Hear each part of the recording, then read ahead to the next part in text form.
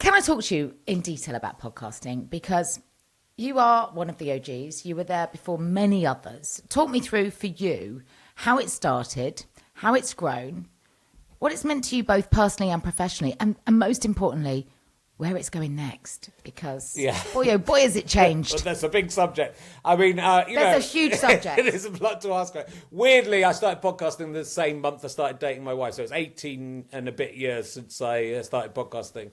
And I started because I think it sort of absolutely like changed my life, and meeting my wife as well, obviously. So it was incredible. What a year. Yeah. So in what a month. It was an incredible, important thing. But I was doing stand-up shows, and I think that would have all been fine. I was ticking along writing stuff, but I think I felt like very frustrated about how many times you're coming up with an idea, and you have to go through committees, and then it doesn't happen, or commissioners. It happens a bit and then doesn't. Like I had a TV thing on, I managed to get it on TV, but then they didn't commission the series, and you're putting lots and lots of work in. And then so I'd been working with Andrew Collins on his radio show, just been going in doing like 15 minutes of messing around, and then I think that show ended. And he sort of got in touch and said, "Oh, look, I've just done a podcast with these guys at Select magazine," or whatever it was, one of the music magazines. And it's really easy to do podcasts. All we need to do really is to find someone to upload it for us. So we thought, we thought maybe if we do 10 of these and then Six Music hear it, they'll go, oh, maybe we should give those guys a show again. I think that probably was what we were thinking. But also it appealed to me, the immediacy of it, right? And just being able to do something and put it up.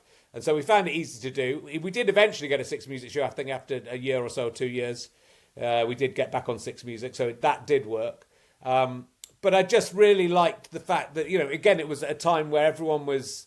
The BBC were very worried about censorship. It was all the Russell Brand, one of, what is now seemingly not that important controversy of being rude to Andrew Sachs had just happened. So the BBC were being very nervous. So just the fact that you could go and do a broadcast when people had to choose to download it, so you could say anything you wanted. I felt like, oh, this is great. This will, and it was the noughties where everyone. It was quite punk. It was punk, and you could be a bit more offensive, and you could be a bit more naughty, and no one could complain because it wasn't going into their house unless they literally turned the tap on to turn it to come into their house. So it just felt perfect, and actually being able to be offensive.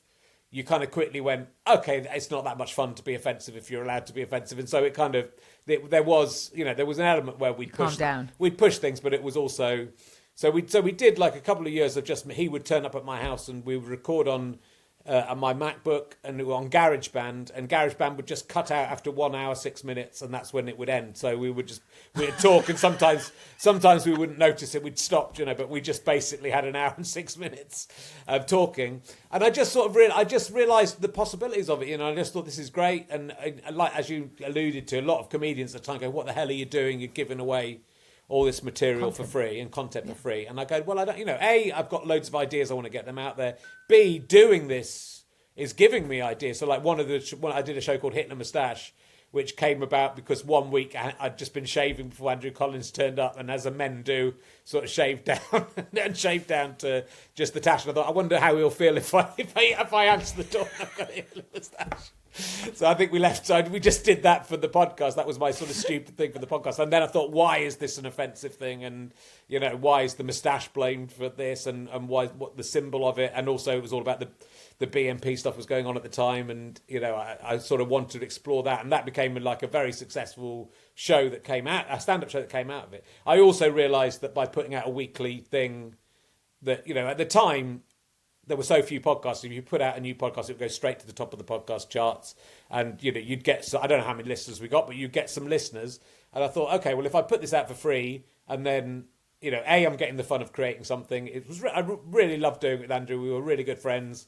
And it was a really funny relationship. I think like about 3 or 4 episodes in, he said something about, it was all quite polite. And then and we were, finding our level. And he said...